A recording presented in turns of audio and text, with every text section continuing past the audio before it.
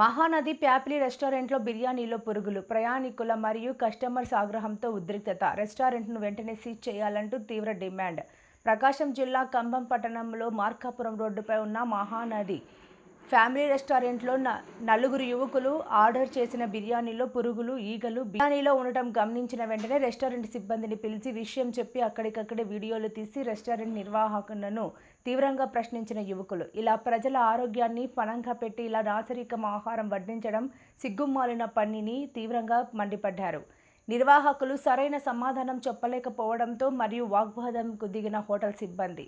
ఇలాంటి hotel licence ఎలా కొనసాగుతోంది? ఇక్కడ ఎన్ని రోజులుగా ఇదే పరిస్థితి ఉండొచ్చు అంటూ ప్రయాణికులు మరియు ప్రజలు పలువురు ప్రశ్నించారు. పురుగులు ఉన్న బిర్యానీ వడ్డించడం చిన్న తప్పు కాదు, ప్రజల ప్రాణాలతో ఆడుకోవడమే అని ఆగ్రహించిన ప్రజలు వెంటనే ఫుడ్ ఇన్స్పెక్టర్కు సమాచారం ఇచ్చారు. ఇలాంటి చోట మరింత మంది ప్రజలు ప్రమాదంలో పడకముందే కఠిన చర్యలు తీసుకోండి అని తీవ్రమైన డిమాండ్ చేశారు.